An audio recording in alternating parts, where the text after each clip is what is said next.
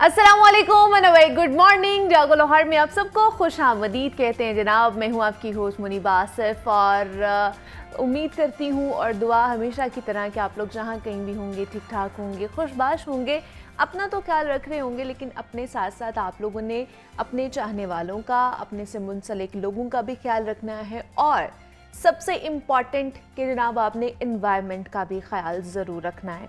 और आज कुछ अपने बड़े बुज़ुर्गों के हवाले से बात करेंगे कि वो हमें क्या नसीहतें करते थे। एक नसीहत जो मुझे याद आई है, कहते हैं कि कम खा लें अच्छा खा लें। और ये वो जुमला है जो हम अपने बुज़ुर्गों से बचपन में सुनते हुए जवान हुए। और हमारे बड़े बुज़ुर्ग सादा ज़िंदगी गुजारने के कायल होते थे और वो ज़िंदगी को देखते भी हक़ाइक़ की नज़रों से ही थे। और हमने कभी उन्हें ख्वाहिशात या फिर तवक्कुआत के पीछे इस तरह भागते हुए नहीं देखा जिस तरह आज हम अपनी ख्वाहिशात के पीछे भाग रहे होते हैं। अब इस जुमले पर जब गौर करें कि कम खा लो और अच्छा खा लो, तो इसका एक मतलब तो ये निकलता है कि भूख रख कर खाएं, बहुत ज़्यादा पेट भर कर ना खाएं। सादा ग़िज़ा खानी चाहिए और अच्छी खानी चाहिए, यानी कि जो सादा और मुतवाज़न ग़िज़ा है उसे अपने खाने की रूटीन का हिस्सा बनाएं, जिससे आपकी जिस्मानी और जो रूहानी सेहत है वो भी अच्छी रहेगी।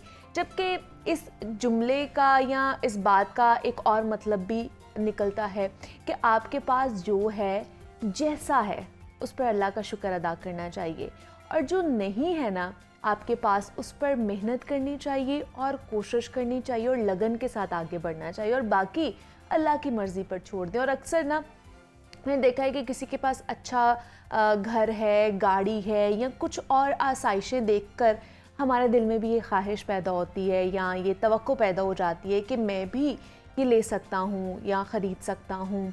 तो इसके लिए फिर हर मुस्बत या फिर मनफी कोशिश हम लोग करना शुरू कर देते हैं और फिर यहीं से बाज़ औक़ात ख़राबी शुरू होती है हमारी लाइफ में, और वो अपनी ख्वाहिशात के हसूल के लिए कर्ज़ लेने की कोशिश भी करेंगे और हर वो काम करेंगे जिससे इज़्ज़त नफ्स भी मजरू होती है और इज़्ज़त भी चली जाती है आपकी ज़िंदगी से। तो इसलिए सबसे पहले तो हमें उन तमाम तर चीज़ों का, उन तमाम तर आसाइशों का, उन तमाम तर जो भी हमारी ज़िंदगी में चीज़ें हो रही होती हैं उनका शुक्र अदा करना चाहिए। हर हाल में शुक्र अदा करना चाहिए अल्लाह पाक का। क्या पता जो चीज़ें आपके साथ हो रही हैं, जो चीज़ें इस वक्त आपके पास मौजूद हैं, वो किसी और के पास ना हो।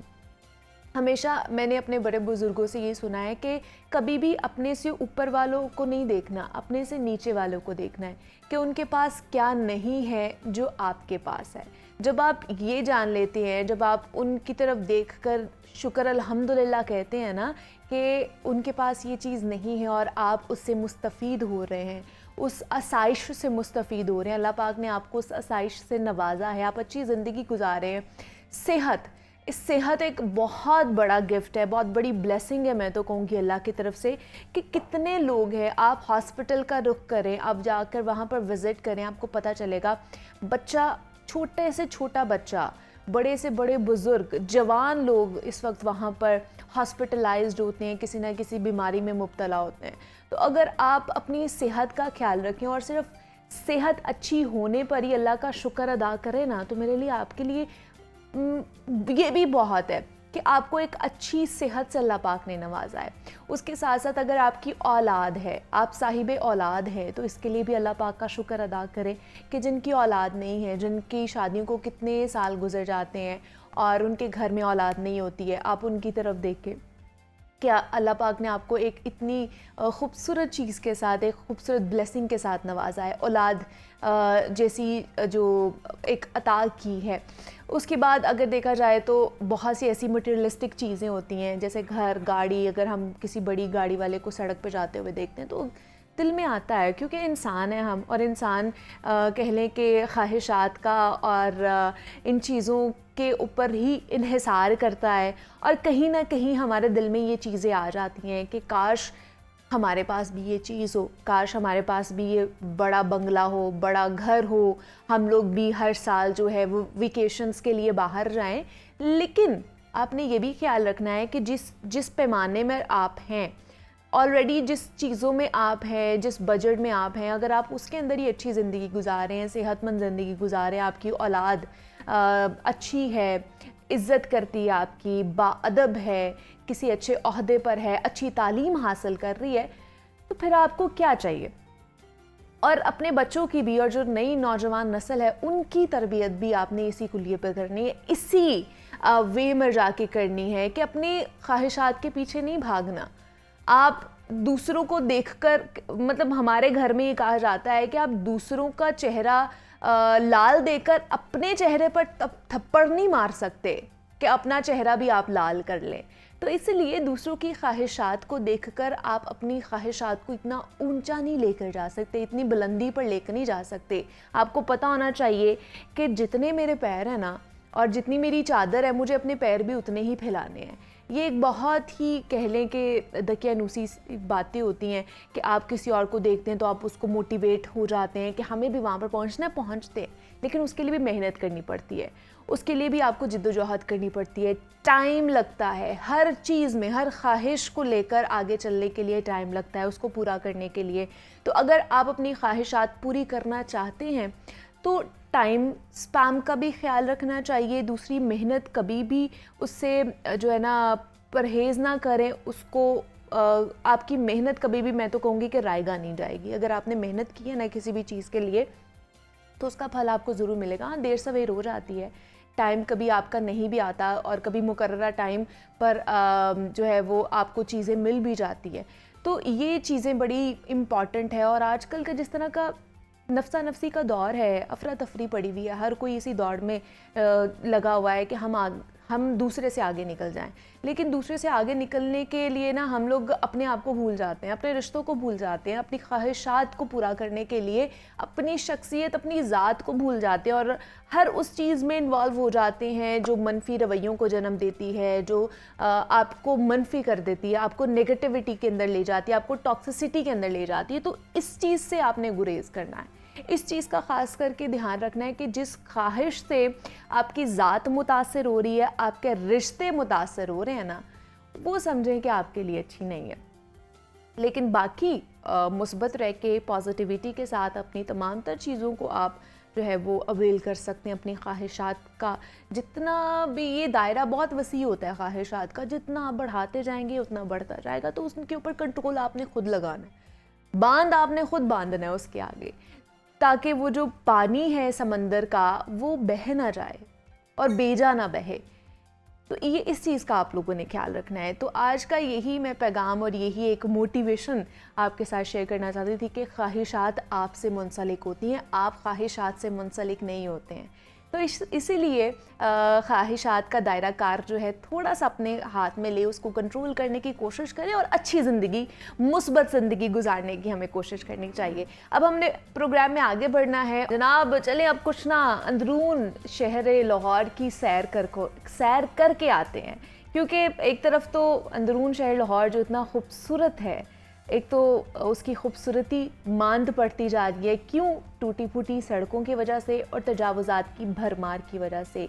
और ये एक बहुत बड़ा मसला है हमारे अंदरून शहर लाहौर का। तो इस पर एक पैकेज तैयार किया गया है सुहेल कैसर की तरफ से, आइए वो देखते हैं।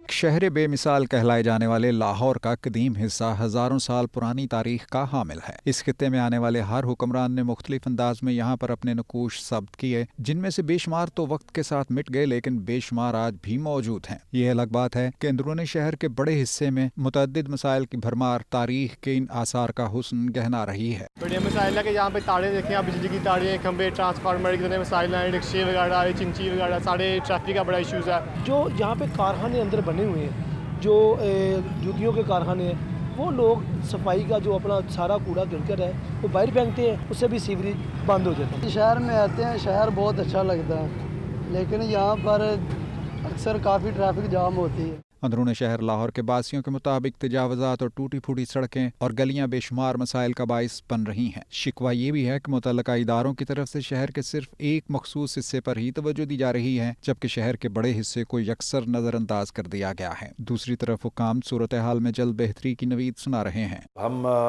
जो है एक तो भाटी गेट का एरिया सारा जो है उसको शुरू करेंगे, और दूसरा साइड जो है नॉर्दर्न साइड से टकसाली साइड, जहाँ पर वो रेस्टोरेंट्स वगैरह हैं, फूड स्ट्रीट है, भज्जा पाए वाला है, और आगे अली पार्क और रिम मार्केट भी has to be dealt with, उसकी शिफ्टिंग का प्रोसेस। उम्मीद वासिक है कि इन दावों की ताबीर जरूर सामने आएगी। अंदरूनी शहर लाहौर के बेशतर हिस्से की जो सूरत हाल है वो तो है ही, लेकिन यहाँ तक पहुँचना भी जुए शीर लाने के मुतरादिफ ही करार दिया जा सकता है। और सच तो ये भी है कि इन हालात के पैदा होने की बड़ी वजूहात में से एक खुद हमारा अपना रवैया है, और हमें इस रवैये को तब्दील करना ही होगा। कैमरामैन फैसल रहमान के साथ प्रोग्राम जागो लाहौर के लिए सुहेल कैसर। और जनाब, ये सुहेल कैसर साहब की रिपोर्ट आप लोगों ने मुलाहिज़ा फरमाई है अंदरून शहर लाहौर के हवाले से, और ये तमाम तर मसाइल हैं जिसकी वजह से हमारे खूबसूरत शहर का जो हुस्न है वो गहनाता जा रहा है। और सूरत हाल आपके सामने थी, और जो इदारे हैं जिनके अंदर ये चीज़ें आती हैं वो सिर्फ तसल्ली देते हैं, वो सिर्फ दावे ही करते हैं कि हम इन तमाम तर मसाइल का जो है वो हल निकालेंगे, लेकिन हल निकलता हुआ हमें नज़र नहीं आता है। लेकिन ये रिपोर्ट आप लोगों ने मुलाहिज़ा फरमाई है। अब आगे बढ़ते हैं, कुछ और चीज़ें आपके साथ शेयर कर दें जनाब। लेजेंड अदाकार यूसुफ खान की आज 14वीं बरसी मनाई जा रही है। यूसुफ खान ने उर्दू और पंजाबी फ़िल्मों में लाजवाल किरदार निभाए हैं, और यूसुफ खान ने मुजरिम, हसरत, भरोसा, फैसला और नया दौर जैसी उर्दू फ़िल्मों में अपने फ़न का लोहा भी बनवाया, और हुकूमत पाकिस्तान ने उन्हें सदारती तमगा बराए हुस्न कारकर्दगी से भी नवाजा है। खान 10 अगस्त 1931 को मशरकी पंजाब के शहर फिरोजपुर में पैदा हुए। 1954 में फिल्म परवाज से फिल्मी कैरियर का आगाज किया। इस फिल्म में मशहूर अदाकारा सबीहा खानम उनकी हीरोइन के रूप में जलवागर हुई। उर्दू और पंजाबी फिल्मों में यूसुफ खान ने अपने किरदारों को इस खूबी से निभाया कि इनमें से बेशतर किरदार यादगार ठहरे। यूसुफ खान ने मुजरिम, हसरत, भरोसा, फैसला और नया दौर जैसी उर्दू फिल्मों में अपने फन का लोहा मनवाया। इस शानदार अदाकार ने पंजाबी फिल्मों में कदम रखा तो वहां भी खूब नाम कमाया। 1962 में फिल्म पहाड़न से पंजाबी फिल्मों में अदाकारी शुरू की। मलंगी, याराना, पाऊजी, जिद्दी, वारंट, हथकड़ी, जुगनी, शरीफ बदमाश, किस्मत, जबरू, खतरनाक, हैदर खान और बुड्ढा गुज्जर उनकी 2006 में हुकूमत पाकिस्तान ने यूसुफ खान को सदारती तमगा बराए हुस्न कारकर्दगी से नवाजा। उन्हें फिल्म नगरी का सबसे बड़ा और मोतबर अवार्ड निगार और निगार मिलेनियम अवार्ड भी दिया गया। 2009 को लाहौर में इंतकाल कर गए थे। और ये यूसुफ खान के हवाले से आप लोगों ने रिपोर्ट मुलाहिज़ा फरमाई है।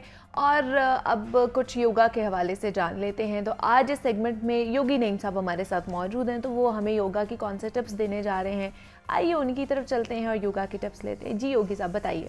जी बहन, जैसा कि हम बात कर रहे थे ट्राटिक पे, तो ट्राटिक के जो है वो मशकें कैसे की जाएं, उनके हवाले से, आँखों के हवाले से जो हम और कुछ योगा से मुआवनत ले सकते हैं उस पर डिस्कस करते हैं कि योग जो है वो आँखों को कैसे बेहतर बना सकता है। अगर आपकी बनाई चली गई है और आप उसको रिवर्स करना चाहते हैं, आपकी आंखें बेहतर तरीके से काम कर सकें, आपको जो है वो ऐनक से छुटकारा हो जाए, तो सबसे पहले तो हम जो है वो जैसे पॉइंट्स की बात कर रहे थे, तो पॉइंट्स जो है वो ये आपके अंगूठे के जो है वो ये टॉप जो है, अंगूठे की टॉप दोनों हाथों पे अगर आप इसको यूँ बैठ जाएं और यूँ मसाज करें आधा घंटा रात सोने से पहले।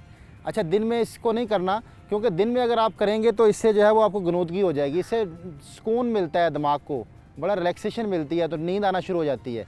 तो इसके बाद रेस्ट करना बड़ा ज़रूरी है। तो रात सोने से पहले आप अपने बेड पे बैठे हुए आप इस तरह अपने अंगूठों के टॉप जो है आधा, तो इसको आप मसाज करें किसी भी ऑयल से या लोशन से। भाई इसको सॉफ्ट रखने के लिए कोई भी आप चिकनाई लगा लें तो उससे आप मसाज करें।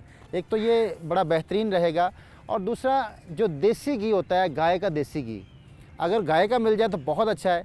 और सिलाई आपने लेनी है शीशे वाली, जो आपको सुरमे के लिए शीशे की सिलाई मिलती है, आप घी में टच करके उसको आंखों में लगा के फिर सोया करें। देसी घी गाय का अगर आंखों में लगा के सोएं तो उससे भी आंखों की बिनाई बेहतर होना शुरू हो जाती है।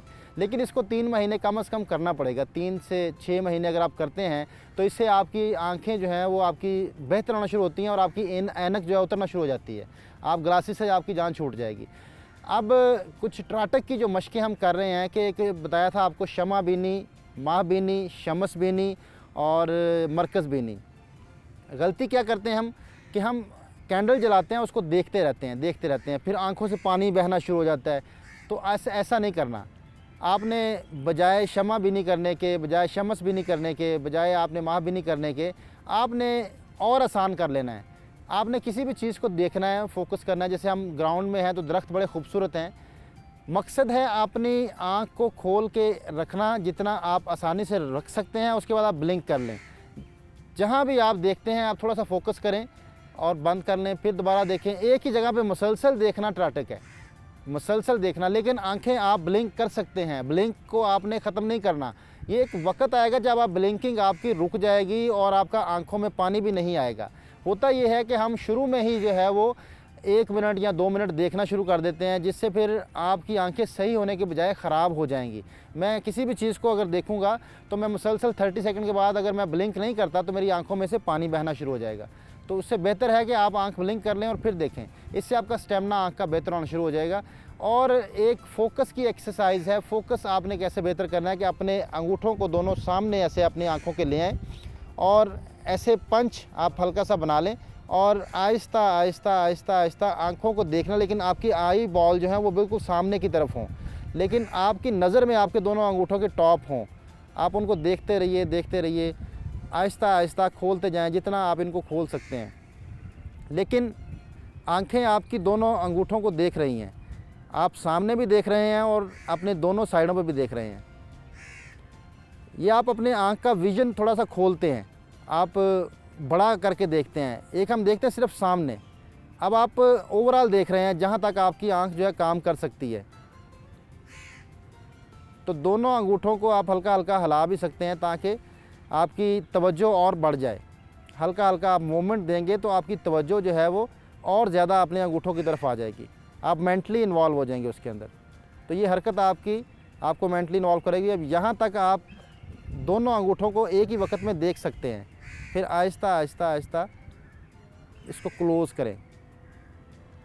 अच्छा, इसके दौरान आप आंखों को बंद करके खोल सकते हैं, मुसलसल खोल के नहीं रखना। अगर आपका स्टेमिना नहीं है तो आप शुरू में आंखें बंद करके खोल भी सकते हैं। तो ये बड़ी बेहतरीन एक्सरसाइज है आंखों के हवाले से। फिर आंखों के जो है वो कुछ पोजेज़ हैं जो आंखों की तरफ जो है वो ब्लड फ्लो को बेहतर करते हैं। आपकी जो ऑप्टिकल नर्व है उसके लिए वो उसको मुआवनत करते हैं, उसकी जो है वो हेल्थ के लिए। तो उसमें सबसे जो बेहतरीन पोज़ है वो है चाइल्ड पोज़। आपने करना क्या है कि आपने ऐसे बैठना है जैसे आप नमाज में बैठते हैं, इस पोजीशन में बैठ जाएं। और अगर आपसे इस तरह नहीं बैठा जाता तो आप चेयर पे बैठे हुए भी ये कर सकते हैं। आपके पाँव नीचे लटके हुए होंगे चेयर के ऊपर। आपने करना ये है कि आपने सजदे की पोजीशन अपना लेनी है।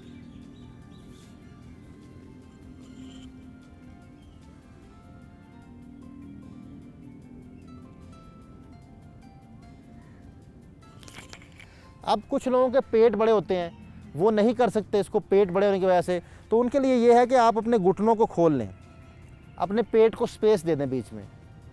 पेट को आगे निकालते हुए अपने दोनों टांगों के दरमियान में, थाइस के दरमियान में, तो आप कमर को सीधा रखते हुए झुक जाएं और यहाँ पे आप स्टे कर लें।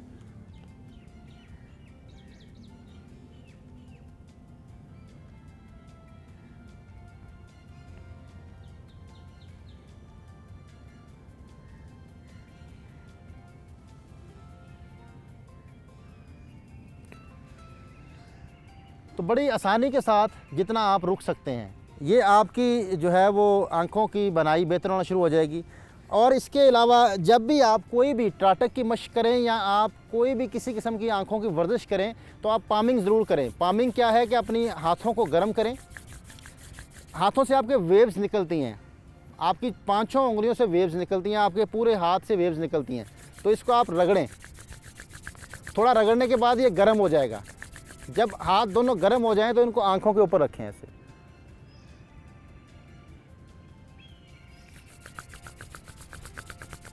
ऐसे रगड़ना है और फिर आपने आंखों के ऊपर रखना है। जब ठंडे हो जाए फिर दोबारा रगड़ लें। तो इस तरह 1 मिनट के लिए आप पामिंग करें, इससे आपकी आंखें बेहतर होती हैं। और कभी भी आपने गर्म पानी के छींटे नहीं मारने अपनी आंखों के अंदर। बहुत सारे लोग गर्म पानी के छींटे आंखों में मारते हैं, अरके गुलाब आंखों में डालते हैं। ऐसी चीज़ों से परहेज़ करें। साफ़ ताज़ा पानी आप जाए उससे आप अपनी आंखों में छींटे मार सकते हैं, उससे सफाई हो सकती है। और इसके अलावा जो है वो किसी किस्म का आपने अगर इसको महसूस कराना है आँख को, आप अपनी आंखों को बंद कर लें और लेट जाएं। तो कोई भी ऐसे जो है वो मतलब कोई भी फ्रूट या कोई भी आप जैसे कुकम्बर अक्सर करते हैं, काट के पूरा स्लाइस रख देते हैं। स्लाइस रखने से बेहतर है कि उसको कद्दूकश कर लें। कद्दूकश करके उसके हल्के से पेड़े से बना के आंखों के ऊपर रख लें तो वो ज़्यादा महसूस होंगे, ठंडक महसूस होगी, तो उससे आपकी आंखें बड़ी रिलैक्स होगी। तो इसके साथ ही जो है वो इजाज़त चाहते हैं। बहुत शुक्रिया। और जनाब आज तो बड़ा ही इम्पॉर्टेंट इशू है ये आंखों की बिनाई के हवाले से, जिसको हाईलाइट भी किया गया है और जिसका हल भी बताया गया है कि आप योग के थ्रू किस तरह इसको बेहतर कर सकते हैं, अपनी आंखों की बिनाई को बेहतर कर सकते हैं। कि आपने ये हल्की फुल्की सी जो टिप्स हैं ये आपने घर पर बैठकर ही करना है, तो आपकी जो आंखों की सेहत है वो बेहतर हो जाएगी, फोकस आपका बेहतर हो जाएगा। तो योगी नईम साहब हमारे साथ मौजूद थे। योगी नईम साहब आपका बेहद शुक्रिया। आगे बढ़ते हैं, कुछ किताबों के हवाले से बात कर लेते हैं और प्रोफेसर अहमद हमाद साहब हमारे साथ मौजूद होते हैं, तो उनकी तरफ चलते हैं। आज वो किस किताब के साथ हमारा और आपका तारुफ करवाने वाले हैं वो सुन लेते हैं। जी अहमद साहब, ओवर टू यू। शुक्रिया मुनीबा। च्यूंटी की शक्ल किन कवानीन के ताबे है और एक पत्ते की बनावट के पस पर्दा कौन से कवानीन अमल पैरा होते हैं? क्या ऐसे कवानीन हैं जो इश्काल वज़ा करने का मलिका रखते हैं? और अगर हैं तो फिर बहज़ाद यही कवानीन हैं जो हमें मावरा के घुप अंधेरे में भी देखने का हुनर सिखाते हैं। ये खूबसूरत जो इक़्तिबास है ये मैंने लिया है शजर हयात, नावल है रियाज़ अहमद का। ये वही मशहूर रियाज़ अहमद साहब हैं जिन्होंने 4000 से ज़्यादा किताबों के टाइटल डिज़ाइन किए हैं। NCA ग्रेजुएट हैं, प्राइड ऑफ परफॉर्मेंस हैं और तर्जुमा इन्होंने बहुत अच्छा किया पिछले दिनों एक फ़लसफ़े की किताब का। तो हमारे तक तो इनका यही तारुफ था कि आप बहुत ज़हीन फ़नकार हैं और बड़े लर्नेड आदमी हैं, लेकिन जब इन्होंने हमें ये भेजा, नावल भेजा, तो हमारे लिए ये प्लेजेंट सरप्राइज़ यही काफ़ी था कि नावल इन्होंने लिख दिया है। लेकिन जैसे ही मैंने इसको पढ़ना शुरू किया तो इसके दामन में उतरते चला गया। कोई कारी, एक आम कारी के तौर पर जब मैं उतरता चला गया तो मुझे हर नई वादी पहले की वादी की निस्बत ज़्यादा दिलकश, ज़्यादा खूबसूरत, ज़्यादा दिलनशीं लगती थी और मेरा दिल चाहता था कि मैं एक नशिस्त में सारा नावल पढ़ डालूं। लेकिन क्या करता कि इसमें बहुत सारी फ़लसफ़ियाना बहसें भी हैं जिन पर रुक के सोचना पड़ता है और जिससे पता चलता है कि ये बहुत साहब मुताला हैं और ये होलिस्टिक पिक्चर देखने के आदी हैं और दिखाने के आदी हैं। चूँकि ये पेंटर हैं, ख़ुद रंगों की ज़ुबान में बात करते हैं, लिहाजा रंग भी इसमें आपको नज़र आएंगे और इमेजेस भी आपको नज़र आएंगे। और इसका जो हीरो है उसका नाम भी अजीम उस्ताद बहज़ाद के नाम पे बहज़ाद है और जो हीरोइन है इसकी उसका नाम रंग पे है, यानी नीली। ये जो नीला रंग है ये तसव्वुफ़ का रंग है। आपको ईरान के जो तालाब हैं उनके अंदर जो रंग है वो भी नीला नज़र आएगा। ईरान के गुंबदों का रंग नीला नज़र आएगा। तसव्वुफ़ का रंग जो है वो हल्की नीली रोशनी है। चांदनी जब होती है, बर्फ़ों पे पड़ती है, उसमें भी नीलाहट होती है। तो नीला रंग, इनसे ज़्यादा कौन समझ सकता है कि इसकी खूबसूरती क्या है। हर रंग का अपना वजूद है, हर रंग की अपनी मानवियत है। तो रियाज साहब ने रंग बखेर दिए अपनी तख्लीक के क्या शानदार तरीके से। इसमें तरह तरह की फ़लसफ़ियाना मबाहिस हैं, जैसे मैंने आपको अर्ज़ किया। तो मुझे ये पढ़ते हुए मैं ये नहीं कि खुदा न खास्ता इसमें कोई किसी किस्म का कोई वो है, उन्होंने वहाँ से कुछ चीज़ें ले के यहाँ पर डाली हैं, ऐसा नहीं है। ग्रेट बीइंग्स जो हैं वो एक तरह सोचती हैं, ग्रेट पीपल थिंक अलाइक जैसे कहते हैं। तो मुझे कहीं पे एहसास हुआ कि जो इसमें उस्ताद जो प्रोफेसर है उसका जो किरदार है वो माई नेम इज़ रेड जो कि उरहान पामोक का है, उसमें उस्ताद उस्मान का जो किरदार था, जो बहुत सारी चीज़ें जानता था, जिसके साथ बहस करने का लुत्फ़ आता था, बगला को, तितली को, इन सब को, उसके कैरेक्टर्स को, बिल्कुल वैसा ही इसमें भी वो प्रोफेसर है।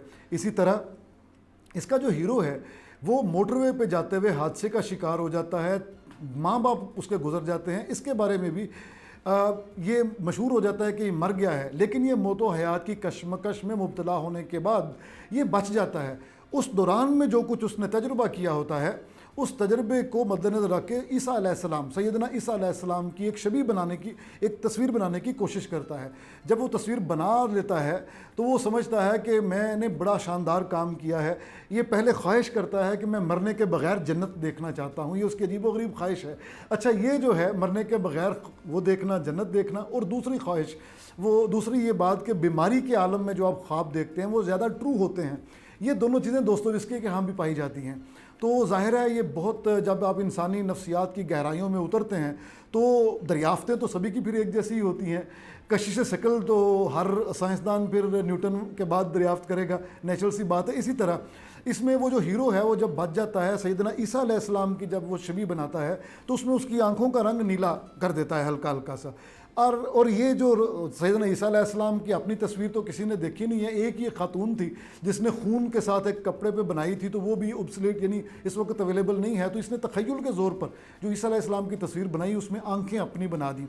तो जो इसका जो दोस्त है वो देख के पहचान लेता है, कहता है कि तुमने उनकी नहीं अपनी तस्वीर बनाई है। तो गोया मौत के बाद लाफानियत या मौत के बग़ैर लाफानियत का इंसान का जो पुराना ख़्याल है या पुरानी ख्वाहिश है वो भी इस मौजू है, इस नावल का मौजू है।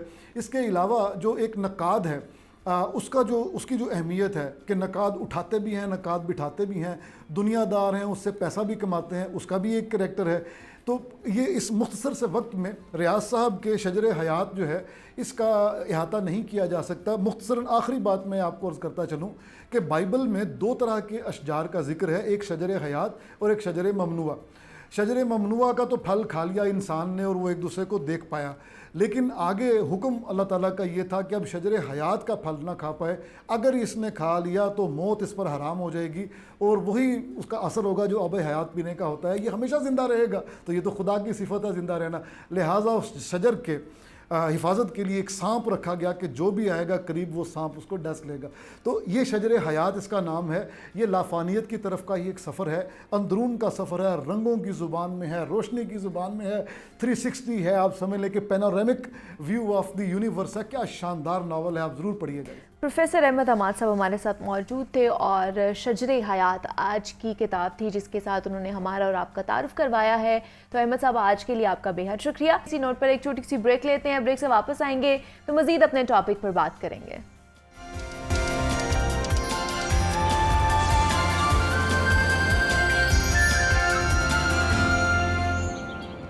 वेलकम बैक टू जागो लाहौर। जनाब अब कुछ मज़ीद बात कर लेते हैं सेहत के हवाले से, सेहत के पर्सपेक्टिव के हवाले से, क्योंकि मौसम जो है वो चेंज होता जा रहा है और मौसम चेंज होता है जहाँ पर हमारे खाने पीने की आदत चेंज हो जाती हैं, हमारे पहनने ओढ़ने के जो लिबास हैं, मलबूसात है, चेंज होना शुरू हो जाते हैं। इसके साथ साथ जो वायरल डिजीज़ हैं वो भी बढ़ना शुरू हो जाती हैं। गैस्ट्रोएंट्रोलॉजिस्ट गैस्ट के मसले बहुत ज़्यादा बढ़ जाते हैं, उसके साथ साथ मैदे के मसले बहुत ज़्यादा बढ़ जाते हैं, क्योंकि हम खाने पीने में जब तब्दीली लेकर आते हैं तो हमारा जो पेट होता है, जो हमारा मैदा होता है, उसको अच्छे तरीके से एब्जॉर्ब नहीं कर पा रहा होता। उसके साथ साथ नज़ला, ज़ुकाम, बुखार, ये भी मसले बढ़ जाते हैं। वायरल इन्फेक्शंस, नमूनिया ख़ास तौर पर बच्चों में बहुत ज़्यादा पाया जा रहा है। इसके अलावा बड़ों में, बुज़ुर्गों में बहुत ज़्यादा पाया जा रहा है। आगे क्योंकि सर्दियाँ आएंगी और सर्दियों में आपको पता है स्मॉग सबसे ख़तरनाक कह लें कि बीमारी है, जिससे आपके जो दमे के लोग हैं उनके लिए बहुत ज़्यादा मसला बन जाता है, जिनको सांस का प्रॉब्लम होता है उनके लिए बहुत ज़्यादा मसला बन जाता है। तो किस तरह आपने अपना लाइफस्टाइल चेंज करना है जैसे ही मौसम बदलता है। मौसम में कौन कौन से ऐसे वायरसेस हैं, वायरसेस ऑलरेडी होते हैं लेकिन उन्हें एक अच्छा मौसम चाहिए होता है, अच्छा टेम्परेचर चाहिए होता है। जिस तरह अभी पिछले दिनों मानसून का मौसम गुजरा है, उसमें जो डेंगू बुखार था वो बहुत ज़्यादा हो रहा था, क्योंकि डेंगू लार्वा उनका एक टेम्परेचर होता है जिसमें वो फलते फूलते हैं, जिसमें वो पैदा होते हैं। तो अब क्योंकि कोविड भी है, डेंगू भी है और मौसम भी चेंज होता जा रहा है, तो किस तरह के वायरल इन्फेक्शंस का सामना हमें करना पड़ सकता है, कौन कौन सी ऐसी एहतियाती तदाबीर हैं जो हमें अपनानी चाहिए, इस पर हम बात करेंगे। हमारे साथ इस वक्त इन स्टूडियोज़ में डॉक्टर आसिफ अली जैदी साहब मौजूद है, गैस्ट्रोएंट्रोलॉजिस्ट हैं। डॉक्टर साहब आपको वेलकम कहती हूँ जागो लाहौर में, कैसे हैं आप? बिस्मिल्लाह, थैंक यू वेरी मच, बहुत शुक्रिया। डॉक्टर साहब, जिस तरह मौसम चेंज होता है, सीज़न चेंज होता है, हमारे खाने पीने की चीज़ें, हमारे पहनने ओढ़ने की जो चीज़ें वो चेंज हो जाती हैं, हमारी बीमारियां भी मेरे ख्याल से चेंज होना शुरू हो जाती हैं, वायरल इन्फेक्शंस भी चेंज हो जाते हैं। जी, वायरल इन्फेक्शंस को, वायरसेस को ज़िंदा रहने के लिए कुछ एक ख़ास टेम्परेचर, यानी वो जो कोल्ड टेम्परेचर्स है उनकी ज़रूरत होती है, तो उसमें वो उनका सर्वाइवल बहुत ज़्यादा बढ़ जाता है। फिर दूसरा 2-3 फैक्टर्स हैं। एक तो ये कि टेम्परेचर की वजह से वायरसेस का हमला जिसे कहते हैं ज़्यादा हो जाता है।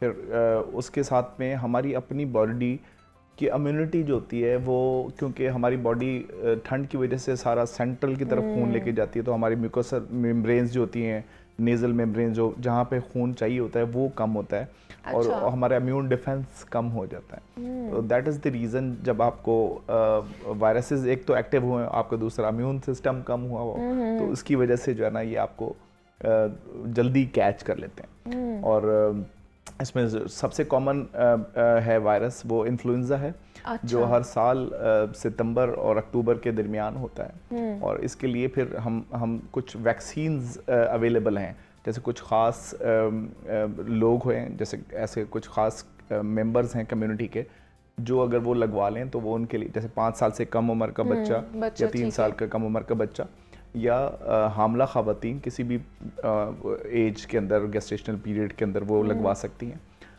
65 साल से ज़्यादा के जो ख़वातीन मर्द हैं, ऐसे लोग जिनको बीमारियां हैं कोमॉर्बिड्स हैं लाइक डायबिटीज़ है, कैंसर्स हैं, जिगर की बीमारियां हैं, वो ये वैक्सीन्स लगवा सकते हैं जो हर साल इन्फ्लुएंजा की वैक्सीन आती है और वो ज़रूर लगवा लेनी चाहिए ऐसे लोगों को।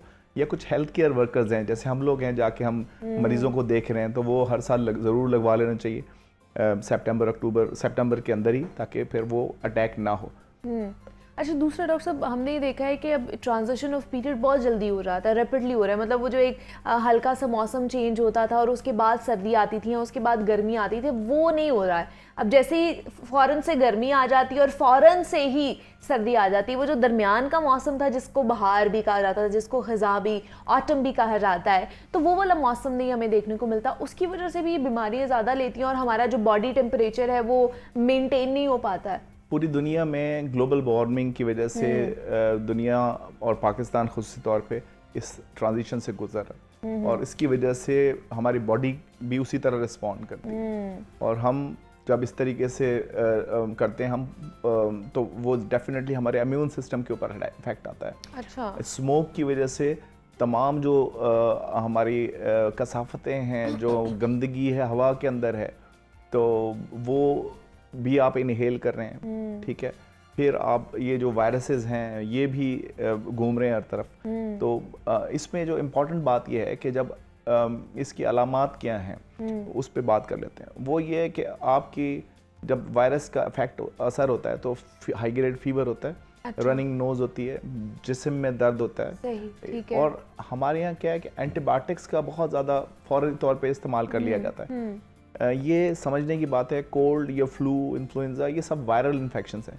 इसके लिए there is no role of antibiotics in these. Antivirals का है वो भी सीवियर केसेस के अंदर। जो दरमियाने केसेस हैं जो किसी भी हेल्दी इंडिविजुअल को हो रहे हैं उनको एंटीबायोटिक्स नहीं लेनी चाहिए। हम लोग बहुत अर्ली, क्योंकि होता ही है कि इसमें जब आजकल बहुत तेज़ बुखार हो रहा है लोगों को, जब तेज़ बुखार होता है तो लोग ये समझते हैं कि मुझे नमूनिया हो गया है या इस तरह की चीज़ होगी। अच्छा। अदरवाइज़ ये जो इन्फ्लुएंजा या आपका जो कोल्ड एंड फ्लू है ये तो 5-6 दिन बाद वैसे ही ख़त्म नॉर्मल है, ख़त्म हो जाता है। तो आप इसमें पैरासिटामोल, एंटीहिस्टामीन्स ये सारी चीज़ें ले सकते हैं। अच्छा। लेकिन ऐसे लोग जिनको दमे की शिकायत है, जिनको किसी भी तरीके से फेफड़ों का कोई मर्ज है, जिनको नमूनिया होने के चांसेस ज़्यादा हैं, अच्छा। वो फिर हम उनको हॉस्पिटल्स भी रखते हैं, हम उनको नेबुलाइजेशंस भी कर रहे होते हैं, उनको हम दवाइयाँ भी दे देते हैं। सेकेंडरी बैक्टीरियल इन्फेक्शंस जो होते हैं वो उनसे प्रिवेंट करने के लिए फिर एंटीबायोटिक्स भी देनी पड़ती हैं। और इनकी जो कंडीशन है वो बिगड़ती कब है, कौन सी स्टेज पर होते हैं लोग, और वो उससे पहले डॉक्टर के पास नहीं पहुंचते हैं? किसी की एज ज़्यादा है, उसको कोई कोमॉर्बिड्स हैं, 2-3 बीमारियां और साथ में लगी हुई हैं, साथ में उसको जो है ना नमूनिया हो गया है या बायलैटरल लंग इन्फिल्ट्रेट्स आ गए हैं फेफड़ों के अंदर,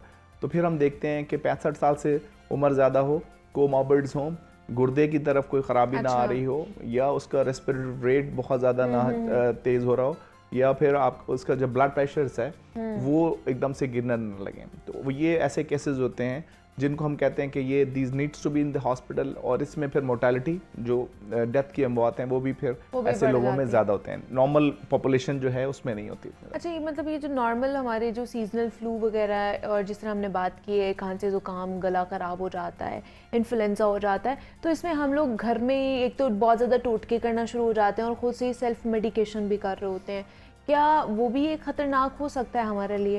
नहीं, देखें ये चीज़ें जो हम घर पे नॉर्मली कर रहे होते हैं, जो शांदे का इस्तेमाल कर रहे होते हैं, कॉफ़ी का इस्तेमाल कर रहे होते हैं, चाय का इस्तेमाल कर रहे होते हैं, हनी का इस्तेमाल कर रहे होते हैं या लेमन का इस्तेमाल हाँ कर रहे होते हैं, ये दीज वर्क्स, ये काम करती हैं और ये बहुत अच्छे तरीके से काम करती हैं।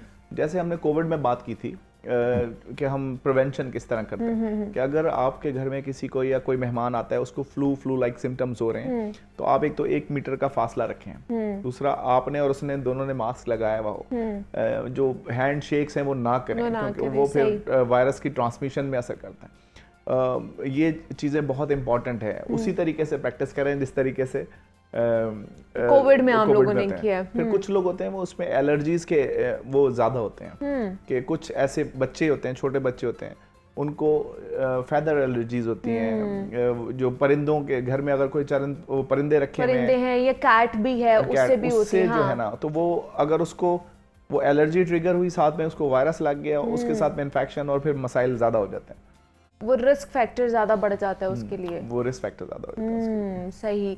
तो इम्यूनिटी को बढ़ाने के लिए हमें क्या करना चाहिए? एक तो खाने पीने में किस तरह की एहतियात करनी चाहिए और किस तरह की डाइटरी हैबिट्स हमें अपनानी चाहिए इम्यूनिटी को बढ़ाने के लिए? इम्यूनिटी के बूस्टर सबसे बड़ी एक्सरसाइज है। अच्छा, एक्सरसाइज अगर आप रेगुलरली कर लें तो आपको बहुत सारी बीमारियां होती ही नहीं है, क्योंकि आपको रेगुलर इम्यूनिटी बूस्टर्स मिल रहे होते हैं। फिर आप फल खाएं, हर किस्म का फल जो ज़मीन से निकल रहा है, सीजनल फल हैं, वो बहुत ज़्यादा अच्छे हैं, वो आपने ज़रूर लेने हैं। या आप ऐसी जगह जहाँ पे रह रहे हैं उसके सराउंडिंग में किसी भी बंदे से बात करके उसकी सराउंडिंग का शहद, वो बहुत इंपॉर्टेंट है, क्योंकि वो तमाम मक्खियाँ, वो जो बीज हैं, वो उन्हीं फूलों से वो ले रही होती हैं जूसेस, और वो बना रही होती हैं।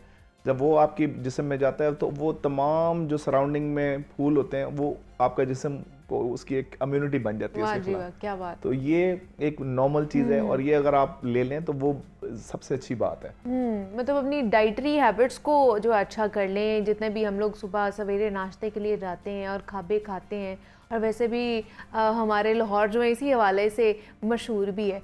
दूसरा, वैक्सीनेशन के हवाले से जानना चाहूँगी। जिस तरह हम पहले भी बात कर थे कि कोविड भी है अभी, और जो लोग वैक्सीनेटेड हैं वो तो बचे हुए हैं, जिन लोगों ने नहीं लगवाई है वो अभी भी जो है वो केसेस आ रहे हैं हॉस्पिटल में। तो इसी तरह बाकी जो बीमारियां हैं उनकी वैक्सीनेशन कब हमें लगवानी चाहिए, और उसका भी कोई एज लिमिट है? जैसे इन्फ्लुएंजा की बात कर लेते हैं। इन्फ्लुएंजा का जैसे मैंने पहले बताया कि कुछ ऐसे लोग हैं, जैसे जो ग्रुप्स हैं, हामला ख़वातीन किसी भी गेस्टेशनल पीरियड के अंदर, बच्चे 5 साल या 3 साल से उम्र के कम, ठीक है, उनको अगर एलर्जीज ज़्यादा हैं तो उनको ज़रूर वैक्सीनेशन लगवाएं। फिर 65 साल से उम्र के ज़्यादा अफराद या हेल्थ केयर वर्कर्स जो हॉस्पिटल में मरीज देख रहे हैं, वो ऐसे ग्रुप्स हैं जिनको ज़रूर वैक्सीनेशन लगवानी चाहिए। और अगर वैसे आप लगवा लें, अराउंड द कॉर्नर अवेलेबल है, हर साल आती है इन्फ्लुएंजा की वैक्सीन, वो ज़रूर लगवा लेनी चाहिए। इन्फ्लुएंजा कोविड से ज़्यादा खतरनाक है, दुनिया में इससे ज़्यादा बंदे मरते हैं। कोविड में कम अमवात हुई हैं, इन्फ्लुएंजा के साथ ज़्यादा अमवात होती हैं। खास तौर पे कहा जाता है अमेरिका में बहुत ज़्यादा इसकी वजह से लोग मरते हैं, मौत के मुंह में चले जाते हैं।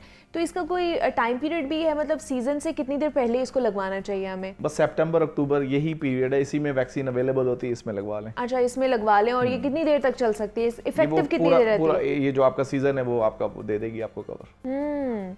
अच्छा, दूसरा, जिस तरह डॉक्टर साहब हम लोग फ्लू में, मतलब जिस तरह आपने पहले भी बात की है कि हम लोग फ्लू में एहतियात नहीं करते हैं, हम बैठे हुए होते हैं ऐसे ही, और एक से मैंने खुद भी विटनेस किया, घर में अगर एक को फ्लू है ना तो वो ऑटोमेटिकली उसको ठीक होगा, अगले को लग जाएगा, अगले को ठीक होगा, तीसरे बंदे को लग जाएगा, तो वो पूरा एक सर्कल लेकर चलता है अपना। वो इसलिए कि हम लोग घर में हमारी SOPs नहीं है कि हमारा ग्लास अलग होगा। अच्छा, खाने पीने की जो चीज़ें, इवन दो के अपने बर्तन भी अलग करते हैं। जी, डेफिनेटली। अगर आप पानी का ग्लास एक इन्फ्लुएंजा वाले जिसको हो गया है वह उसका यूज़ कर रहे हैं तो definitely you are asking for the trouble. Okay, ठीक है। अगर आप तौलिया उसका यूज़ कर रहे हैं, उसके पर्सनल यूज़ का सामान यूज़ कर रहे हैं, तो definitely you will be getting it. अलग अलग कमरे नहीं है, हम लोग कम एरिया के अंदर ज़्यादा बंदे रह रहे होते हैं, तो उसकी वजह से हमें जो है ना ज़्यादा एक्सपोजर होता है, और बहुत जल्दी, क्योंकि ये जब छींकता है बंदा या खांसता है तो वो पार्टिकल्स एयर में हो रहे होते हैं। अगर आप बैठे में इस एरिया में अगर कोई मरीज़ है और 1 मीटर का फासला नहीं है तो definitely you will getting it. और जिस तरह कोविड के बारे में भी यही कहा जाता था ना कि उसमें भी आप अगर छींक रहे हैं और वो सारी चीज़ें जो है वो फ़ज़ा में रह जाती हैं और उससे आप जो है मुतासिर हो सकते हैं। अच्छा, मैदे के मसले भी बहुत ज़्यादा बढ़ते जा रहे हैं ना डॉक्टर आसिफ, के हम लोग खाने पीने की एहतियात नहीं करते हैं, बाहर से खा रहे हैं, और ये वाला मौसम ये होता है कि हम लोग अब जैसे बारिशें हो रही हैं उसमें समोसे भी बाहर से खाए जा रहे हैं, पकोड़े भी खाए जा रहे हैं, और नहीं पता कि हम वो हाइजीन का ख्याल रख रहे हैं कि नहीं ख्याल रख रहे हैं। तो इन चीज़ों की वजह से मैदे के मसाइल बढ़ते जा रहे हैं और वो बहुत लीड कर जाते हैं, इवन दो कि कैंसर भी हो जाता है, जिस पे हमने पहले भी बात की हुई है। तो इससे किस तरह बचा जा सकता है? सबसे इम्पोर्टेंट वही है, बार बार हम यही कहते हैं कि आप जो भी खाएं हेल्दी फूड की तरफ जाएं, अच्छी तरीके से पका हुआ खाना हो, साफ़ सुथरी चीज़ हो, आपको पता हो कि आप क्या खा रहे हैं। यहाँ पे ट्रेंड इस तरह का है कि हम बाज़ार से खा रहे हैं, बाज़ार की चीज़ें खा रहे हैं। तो मेरा एक तो सिंपल सा मैसेज यही होता है अक्रॉस द बोर्ड कि जो आप बाज़ार से चीज़ लेके आते हैं उसको अच्छी तरीके से गर्म करके कम से कम ज़रूर खाएं। अच्छा, ठीक है। क्योंकि वो एक बॉइलिंग पॉइंट पे अगर वो अच्छी तरीके से गर्म हुई भी है तो उसके अंदर जो जरासीम है, जो उसके अंदर बाग्स हैं, कम से कम वो तो ख़त्म कर लें। ठीक है, गर्म रोटी खा रहे हैं या गर्म चीज़ें खा रहे हैं तो उसमें चांसेस कम हैं कि आप जो कम्युनिटी एक्वायर्ड चीज़ें या इन्फेक्शन वगैरह वहाँ से आप एक्वायर करेंगे। लेकिन वो उसके साथ जो डिफरेंट सलाद दे रहे हैं, जो सॉसेस दही दे रहे हैं, जो ठंडी है, उसको तो आप नहीं वो कर सकते, तो उसको अवॉइड करें। ओके। क्योंकि वो या उसका तरीका ये है कि उसको अच्छी तरीके से घर में आके पानी से धो लें पहले और फिर इस्तेमाल करें, या अपनी सलाद या अपना दही इस्तेमाल बना लें। हाँ, ठीक है, वो इस्तेमाल कर लें। क्योंकि वायरल हेपेटाइटिस पानी से फैलता है, टाइफाइड पानी से फैलता है, गंदी चीज़ों से फैलता है। अगर सिंपल एक गर्म खाना आप गर्म करके खा लेते हैं, कम से कम टाइफाइड तो नहीं होगा।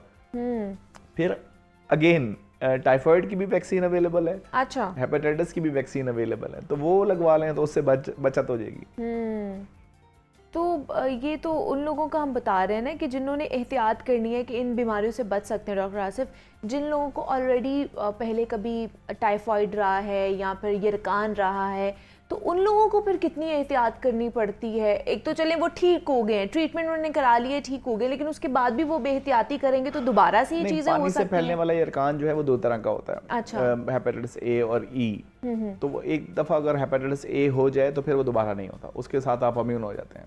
अच्छा, ठीक है। वो दोबारा नहीं होता, यानी एक दफ़ा अगर लाइफ में आपको हो गया है और आप उसमें से बच गए हैं तो बस फिर वो दोबारा नहीं होगा। और हेपेटाइटिस ई भी इसी तरीके से कि आप एक दफ़ा जब आपको हो गया है तो आप उसको दोबारा नहीं होता। लेकिन कुछ लोग जिनको वो होता है वो अगर बिगड़ जाए तो वो जानलेवा भी हो जाता है।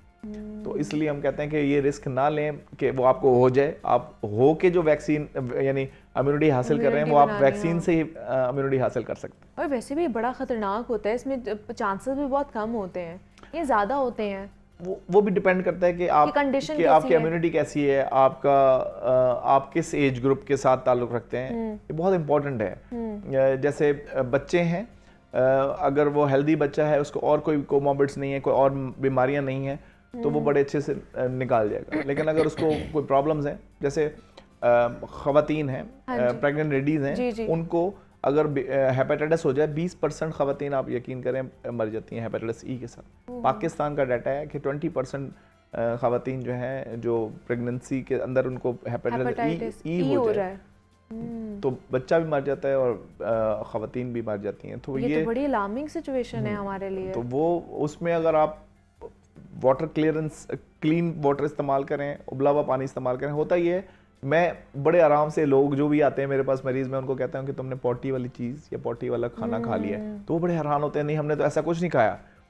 इसका वायरस का जो सर्कल है वो इसी तरह है कि ये ओरोफिकल रूट से फैलता है। यानी अगर किसी को वायरस इन्फेक्शन हो गया है, अब वो जब पॉटी करेगा वो स्विज में जाएगी, वो स्विज में जाके जब कंटामिनेट होगा वाटर, हाँ जी, या वो गंदी चीज होगी और वो कोई खा लेगा या पी ले, तो उससे होता है, उसके बगैर नहीं होता ये। आप सोचें कि अगर आप अपनी साफ सुथराई, जो हमारी सफाई निफ्स ईमान है, सिर्फ हमारी बातों में ही है, ठीक है। आप अंदरूने शहर चले जाएं, आप वहाँ पे ठाकोला की बोतलें खोल रही हैं, वहाँ पे सारे लोग खड़े हुए पी रहे हैं, बहुत बुरे हालात हैं। हमारी अपनी हाइजीन बहुत अच्छी नहीं है। हम तो यही कहते हैं जनाब, आप देख लें कि हमारे सीवरेज का निज़ाम कितना है, हमारा जो घरों में टैप वाटर आता है वो कितना कंटेमिनेटेड है। सीवरेज और जो हमारा पीने वाला पानी है नीचे ज़ेरे ज़मीन, वो आपस में मिल रहे हैं, जिसकी वजह से बीमारियां खासतौर पर पानी से रिलेटेड जितनी भी वाटर बोर्न डिजीज़ हैं वो बढ़ती जा रही हैं। पेट के मसाइल इसलिए लाहौरियों में मेरे ख्याल से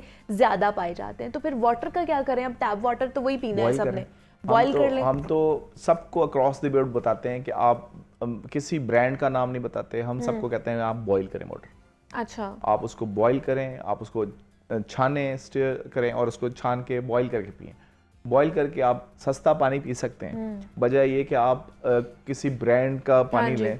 ठीक है, वो सब हमारे घर के पीछे से भरे जाते हैं लोगों ने बंगलों के अंदर, को पता नहीं होता कि क्या है, और फिल्टर प्लांट लगा लेते हैं और उसमें वही पानी आ रहा होता है ना, वही भर भर के बोतलों में बेच रहे होते हैं, फ्री पानी निकाल के और लोगों को बेच रहे होते हैं, हाँ, पैसों से। तो इसलिए बेहतर है कि पानी भी आपका घर पे है, गैस भी आपकी घर पे ही है, तो आप उसको अच्छे तरीके से बॉयल कर लें और वो पानी पिएं, ताकि आप इन तमाम तरह खासतौर पर जो पानी से रिलेटेड बीमारियां हैं उससे आप लोग बच सकें, उन इन्फेक्शन से बच सकें। हमारे साथ डॉक्टर आसिफ अली जैदी साहब मौजूद थे। डॉक्टर साहब, बहुत शुक्रिया आपके वक्त का कि आप यहाँ पर आए, और क्योंकि सीज़न चेंज हो रहा है और सीज़न चेंज होने में वायरल इन्फेक्शंस बहुत ज़्यादा बढ़ जाते हैं, पेट की बीमारियाँ बढ़ जाती हैं, उस पर बात की है। यहाँ पे एक छोटी सी ब्रेक लेते हैं और मिलते हैं इस ब्रेक के बाद।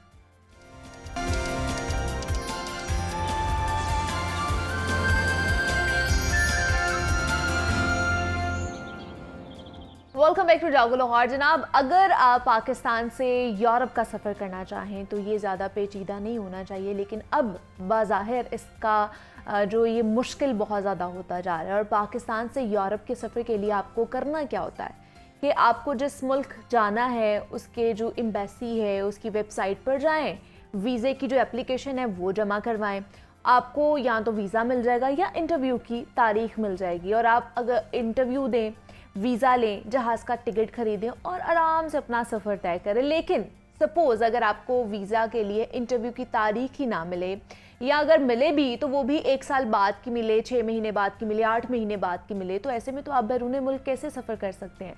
और इन दिनों सोशल मीडिया पर बहुत से ऐसे पोस्ट हमारे सामने आ रही हैं जिनमें लोग ये बता रहे हैं कि उन्हें ज़्यादातर यूरोपी जो ममालिक है वहाँ से वीज़े के लिए मुतल्लिका जो सिफारत खाने हैं उनसे इंटरव्यू का वक्त कई माह बाद का मिल रहा है, 1 महीने बाद का, मतलब 6 महीने बाद का, 1 साल बाद का भी मिल रहा है। तो इसलिए बहुत से लोग जल्दी इंटरव्यू की डेट लेने के लिए या अपॉइंटमेंट हासिल करने के लिए ना कई हज़ार रुपए खर्च करके ब्लैक मार्केट, इसमें भी ब्लैक मार्केट आ चुकी है कि ब्लैक मार्केट से ये अपॉइंटमेंट ख़रीद रहे हैं और लाखों रुपए अपने खर्च कर रहे हैं। सोशल मीडिया पर बहुत सारे ऐसे ग्रुप्स भी हमारे सामने आए जिन पर खुलेआम बज़ाहिर तो मुख्तलिफ ममालिक के वीज़ोज़ के लिए इंटरव्यू की अपॉइंटमेंट बेची भी जा रही है और ख़रीदी भी जा रही है, और इसी तरह बहुत से दूसरे ममालिक के वीज़े के लिए जल्दी अपॉइंटमेंट्स लेने के लिए बहुत सारे ग्रुप्स फेसबुक पर भी मौजूद हैं। और ये प्लेटफॉर्म जो है, सोशल मीडिया प्लेटफॉर्म, फेसबुक ऐसे ग्रुप्स बनाने की सहूलत देता है जहाँ बहुत से लोग ऐसी जो सेम इंटरेस्ट का होता है उस पर बातचीत कर रहे होते हैं लोग। लेकिन सवाल यहाँ पर ये पैदा होता है कि जनाब अगर ब्लैक मार्केट के ज़रिए अपॉइंटमेंट्स मिल रही हैं तो जो मुतल्लिका ममालिक की वेबसाइट्स हैं वहाँ पर अपॉइंटमेंट क्यों नहीं हमें नज़र आ रही होती हैं। कौन कौन सी हम ऐसी गलतियाँ करते हैं अपने वीज़े के हवाले से, डॉक्यूमेंट्स के हवाले से कि हमें हमारा वीज़ा जो है वो रिजेक्ट हो जाता है, हमें वीज़ा नहीं मिलता है, और कंसल्टेंट्स को इतनी जल्दी अपॉइंटमेंट्स कैसे मिल जाती है, वीज़ा कैसे मिलता है, एजेंट्स का इसमें क्या रोल होता है। आज उस पर हम डिटेल में गुफ्तगू करने वाले हैं। इस पर बात करने के लिए हमारे साथ मौजूद हैं आसिम इदरीस साहब हैं, ब्रिटिश काउंसिल सर्टिफाइड कंसल्टेंट हैं एंड ट्रेनर भी हैं। आसिम साहब, आपको वेलकम कहती हूँ जागो लाहौर में। कैसे हैं आप? जी अल्लाह का शुक्र, thank you very much. Asim साहब, सबसे पहले तो मुझे बताइए कि जैसे मैंने बात की है कि इन लोगों को किस तरह वो अपॉइंटमेंट्स मिल जाती हैं, और दूसरा ये कि वो अपॉइंटमेंट्स, वो सारी चीज़ें वेबसाइट्स पर मौजूद नहीं होती है उस मुतल्लिका ममालिक के हवाले से, ये एजेंट्स को कैसे मिल जाती है? दूसरा ये लोग बाहर क्यों जा रहे हैं, यहाँ पर क्या नहीं है जो बाहर जा रहे हैं लोग? ये बड़ा आपने इंटरेस्टिंग क्वेश्चन किया है। दो तीन चीज़ें इसमें इम्पॉर्टेंट हैं। पहले तो ये है कि डेफिनेटली पिछले 1 साल से 1.5 साल से बहुत बड़ी हमारी कम्युनिटी है यूथ की और अनएम्प्लॉयमेंट यूथ की जो जाना चाह रही है आउट ऑफ कंट्री स्टडी के लिए या जॉब के लिए। और आपको ये भी पता है कि पासपोर्ट ऑफिसेज़ के अंदर तकरीबन लंबी लंबी क्यूज़ लगी हुई हैं, 40,000 एप्लीकेशंस पर डे वो एंटरटेन कर रहे हैं। तो उसमें ये है कि जब आप एम्बेसी के लिए अप्लाई करते हैं तो एम्बेसी पे अप्लाई करने के लिए उनका वेब पोर्टल होता है जहाँ पे आप अपॉइंटमेंट लेते हैं। उस अपॉइंटमेंट की एक सर्टेन लिमिट है जिसको एंटरटेन करती है एम्बेसी। अच्छा। लेकिन होता ये है कि जो कंसल्टेंट हैं या एजेंट्स हैं उन्होंने कुछ डमी या फेक अपने अकाउंट क्रिएट किए होते हैं जहाँ से वो डेट की स्लॉट्स को बुक कर लेते हैं, और वो स्लॉट्स जो होती हैं वो फिर बाद में वो एक तरह से उसको आप कहते हैं सेल करते हैं, कुछ एडिशनल प्राइस लेके सरप्लस मनी लेके वो उनको फैसिलिटेट कर देते हैं। बहरहाल ये तो एक सेपरेट एस्पेक्ट है, लेकिन दो चीज़ें इसमें इंपॉर्टेंट हैं कि कोई भी एम्बेसी, अगर आप यूएसए की एम्बेसी देखें, अभी कुछ दिन पहले उन्होंने स्पेशली कुछ नए काउंटर्स का भी इजाफा किया है, और वो ये कह रहे हैं कि हम प्रायोरिटी पे जो स्टडी के लिए स्टूडेंट्स जाना चाह रहे हैं उनको हम फैसिलिटेट करेंगे, क्योंकि उनको 2024 मई जून की डेट्स मिल रही थी, यानी कि एक साल बाद की डेट्स मिल रही थी, तो उनका जो सेशन होता है एकेडमिक सेशन वो भी वेस्ट होने का चांस होता है। तो इस पॉइंट ऑफ व्यू से उन्होंने इसमें कुछ फैसिलिटेट किया है। दूसरा एक बहुत बड़ा चैलेंज जर्मनी की स्टडी के लिए या जॉब्स के लिए ये क्यों थी, और आप हैरान होंगे कि 1.5 साल 2 साल बाद की अपॉइंटमेंट मिलती है, और उसके एक इस्लामाबाद में सेंटर है, कराची में सेंटर है, लेकिन इन दोनों सेंटर्स में 1 साल बाद की डेट मिल रही है। तो जर्मन एम्बेसडर्स ने भी पिछले कुछ अर्से पहले चैम्बर ऑफ कॉमर्स के लोगों से मिल के इसका भी सोल्यूशन निकाल रहे हैं कि उसमें कुछ नई स्लॉट्स ऐड कर रहे हैं। लेकिन इसमें थोड़ा सा जो काम करना है वो मेरा ख्याल है गवर्नमेंट सेक्टर को, हमारी जो रेलेवेंट डिपार्टमेंट्स हैं उनको फैसिलिटेट करना है कि आप अपने मुल्क के जो लोग ओवरसीज़ जाना चाह रहे हैं उनको फैसिलिटेट करें, और उनको अवेयरनेस की जाए कि अगर सपोज़ उन्होंने अप्लाई करना है तो उसके लिए डेडलाइंस हैं उनका एक क्लियर हो। दूसरा, स्टूडेंट कम्युनिटी में भी इस चीज़ की क्लैरिटी नहीं है।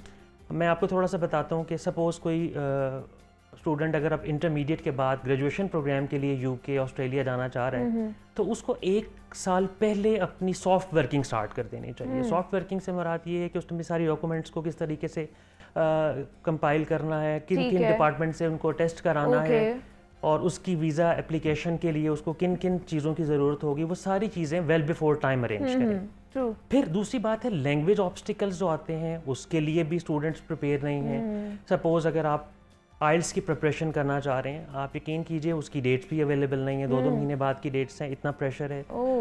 तो इस पॉइंट ऑफ व्यू से ये सारे चैलेंजेस जो हैं इनको एड्रेस किया जा सकता है एक प्रॉपर प्लानिंग के साथ, और वो अवेयरनेस के थ्रू हो सकती है। उसके लिए हम अगर देखें प्राइवेट सेक्टर तो रोल प्ले कर रहा है। अच्छा, ये जो सोशल मीडिया पे बहुत सारी न्यूज़ हम लोग देखते हैं, अब मुझे ये बताइए फेक होती हैं या वाकई ऐसा होता है? बिकॉज हम लोगों ने टिकटॉक पर भी देखा, सोशल मीडिया के डिफरेंट प्लेटफॉर्म से भी देखा जी, यूके के जो है ना उसने बड़ी फ्लेक्सिबिलिटी दिखाई है, उसमें आपको वीज़ा मिल सकता है, PR मिल सकती है, स्टूडेंट वीज़ा ईजिली आपको मिल सकता है। फिर कनाडा के हवाले से भी हमने देखा कि आपको आराम से आपको PR मिल जाएगी, वहाँ पर आप आराम से जा सकते हैं, बड़ा रिलैक्सेशन उन्होंने कर दी है। वाकई ऐसा होता है या सिर्फ ये व्यूज लेने के लिए और फेक न्यूज़ फैलाई जाती है जिसकी वजह से लोगों की एक बड़ी तादाद कंसल्टेंट्स के पास पहुंच जाती है? जी बिल्कुल, आपने ठीक है। ये सोशल मीडिया पे जो न्यूज़ मिलती हैं बाज़ औक़ात हम भी देख के बहुत हैरान हो जाते हैं कि कनाडा ने ऐसा क्या हम पाकिस्तानी के लिए अनाउंस कर दिया है कि मेहरबान हो गए कनाडा पाकिस्तानियों के ऊपर। ऐसा बिल्कुल नहीं है, उसमें काफ़ी एग्जैजुरेशन की जाती है। अच्छा। बिल्कुल अपॉर्चुनिटीज़ हैं, मैं स्टेप बाय स्टेप आपको बताता हूँ। जी जी। सबसे पहले अगर हम यूके की बात करें तो यूके ने 2022 के एंड में कुछ नई वर्क परमिट की ऑप्शंस ओपन की थी, जिसमें 3 बड़ी पॉपुलर कैटेगरीज हैं जहाँ से काफ़ी लोग पाकिस्तान से गए भी हैं। इसमें हेल्थ केयर वर्कर हैं, सपोर्टिंग स्टाफ है, शेफ़ है, IT प्रोफेशनल्स हैं। इनकी बहुत बड़ी तादाद है जो यूके गई है, और उसके लिए उन्होंने टर्म्स बहुत रिलैक्स कर दी थी। वो टर्म्स क्या हैं वो मैं थोड़ा सा ब्रीफ कर दूंगा आपके कायरीन के लिए कि एक तो आइल्स की रिक्वायरमेंट को उन्होंने बहुत मिनिमाइज कर दिया। अच्छा, आइल्स की रिक्वायरमेंट नॉर्मली इमिग्रेशन या वर्क परमिट के लिए उसका जो बैंड है वो 6 या 7 बैंड रिक्वायर्ड है, लेकिन इस वर्क परमिट के लिए आपको सिर्फ 4 बैंड रिक्वायर्ड है, जो कि एक बहुत रिलैक्स्ड ऑप्शन है। नंबर 2, इसके लिए आपको बैंक स्टेटमेंट की कोई बहुत सिग्निफिकेंट अमाउंट नहीं चाहिए, एक नॉमिनल से अमाउंट है, अराउंड 2000 पाउंड आपको चाहिए। और ये फैमिली वर्क ऑप्शन है, यानी कि आप, आपकी स्पाउस और आपके बच्चे, ये सब लोग इसमें ट्रैवल जा सकते हैं। और इसकी जो ड्यूरेशन है दैट्स अराउंड 3 to 4 मंथ्स में आपका प्रोसेस कंप्लीट होता है, और वहाँ से अगर आपको जॉब अपॉर्चुनिटी COS इशू हो जाता है तो आप अपनी फैमिली के साथ मूव कर सकते हैं। अब इसमें भी 2 चीज़ें हैं, जो सोशल मीडिया पे पोस्ट और लगाते हैं वो बहुत ज़्यादा उसमें फेक भी है, गलत तरीके से गाइड किया जाता है। इसकी सारी डिटेल UKBA की वेबसाइट पे लिखा हुआ है कि जी आपने क्या करना है।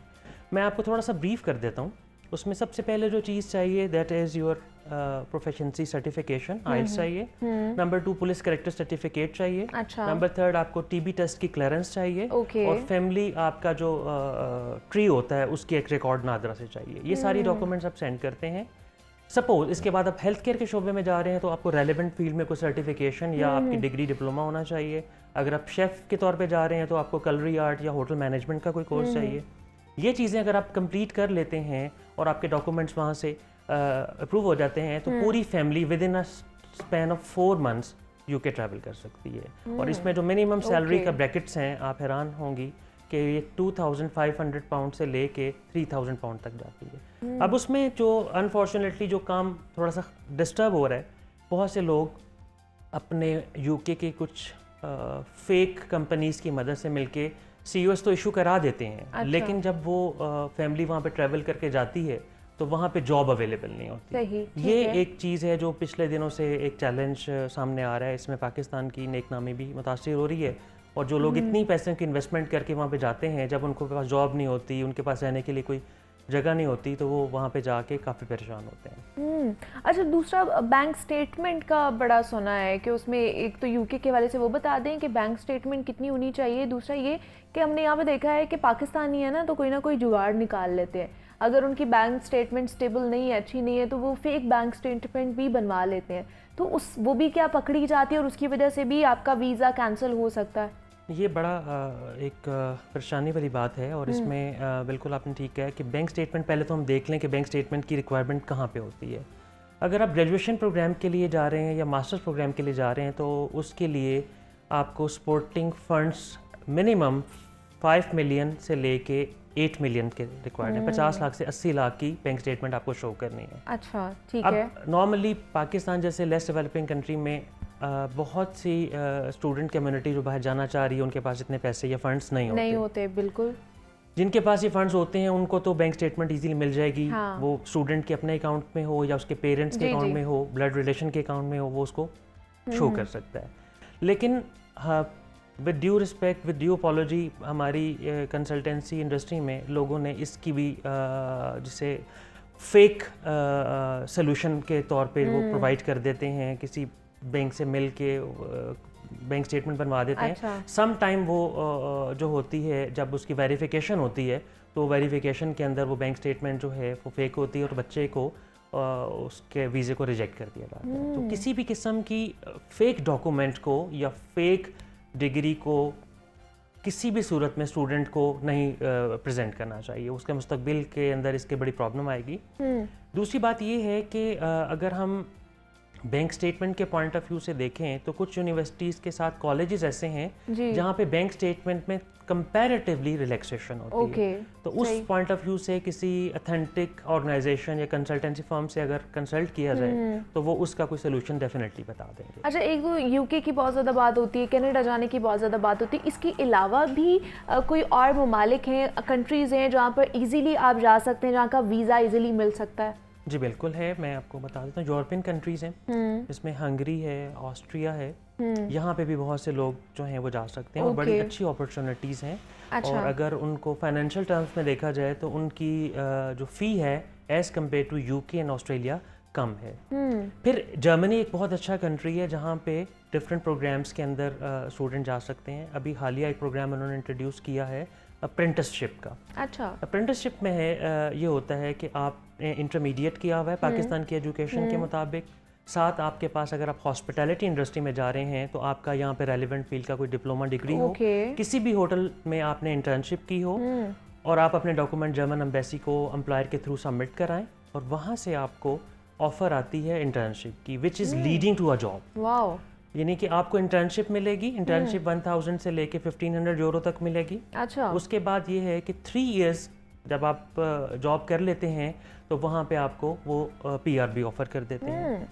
जो ऐसी यूथ है जो इस रूट को इस्तेमाल करना चाहती है उसके लिए एक बहुत अच्छी अपॉर्चुनिटी है कि वो ये जॉब ढूंढने का एक आसान अंदाज है कि आप अपनी जॉब भी कंप्लीट कीजिए, उसके बाद PR भी ले लें और PR लेने के बाद अपनी फैमिली को भी आप मूव कर सकते हैं, वहाँ पर बुला सकते हैं। अच्छा, जो यहाँ पर बैठ के, जो पाकिस्तान में बैठ के PR के लिए अप्लाई करते हैं, उनके कितने चांसेस होते हैं और वो कहाँ कहाँ अप्लाई कर सकते हैं? हाँ जी, PR जो इस वक्त मिल रही है उसमें UK है और ऑस्ट्रेलिया है। ऑस्ट्रेलिया के अंदर जो सबसे अच्छी अपॉर्चुनिटी है, if you complete your education in Australia और उसके बाद आप सर्टन रिक्वायरमेंट्स को अगर फुलफिल कर लेते हैं तो आप एलिजिबल हैं, आप PR के लिए अप्लाई कर सकते हैं। और पीआर अप्लाई करने के बाद आपको सारी फैसिलिटीज़ मिल जाती हैं जो वहाँ के रेजिडेंट को मिलती हैं। तो ये एक अच्छी अपॉर्चुनिटी है। उसके बाद यूके की है पोस्ट स्टडी वर्क की ऑप्शन, आप स्टडी कंप्लीट करने के बाद वहाँ पे जॉब करते हैं और सर्टेन टाइम कंप्लीट करने के बाद पीआर के लिए अप्लाई कर सकते हैं। जर्मनी का मैंने आपको बताया है कि आप 3 ईयर की अपनी जॉब कंप्लीट करके पीआर के लिए अप्लाई कर सकते हैं। तो ये अपॉर्चुनिटीज़ हैं। अब इसकी अवेयरनेस नहीं है लोगों को। अगर यहाँ पे बैठ के आप पाकिस्तानी स्टूडेंट की बात करें तो विद ड्यू अपॉलॉजी बहुत से बच्चे ऐसे हैं जिनको अपने कैरियर पाथ का नहीं पता। एक भेड़ चाल सी है, करियर काउंसलिंग नहीं होती ना उनकी कि उन्होंने किस साइड पर जाना है, कौन सा। और दूसरा फिर जब कंसल्टेंट के पास जाते हैं तो फिर वो भी उन्हें सुहाने ख्वाब दिखाते हैं कि भाई 1 साल में तो आपको हम बाहर पहुंचा देंगे। लेकिन कैसे हमें पता चलेगा कि वो सर्टिफाइड कंसल्टेंट है? बिकॉज हर जगह अब कंसल्टेंट्स ने अपनी ऑफिसेज बना लिए हैं और लंबी कतारें लगी हुई होती हैं और आजकल भी कंसल्टेंट की जो है वो चांदी हो चुकी है, बिकॉज सोशल मीडिया पे बहुत ज़्यादा इसको हाईलाइट किया जा रहा है। तो कैसे पता चले कि ये अच्छा कंसल्टेंट है, ये हमारा अच्छा काम कराएगा और ये फ्रॉड नहीं करके जाएगा? बिकॉज इसमें भी बहुत ज़्यादा फ्रॉड हो रहा है। तो किन बातों का हमें ख्याल रखना चाहिए कंसल्टेंट को परखने के लिए?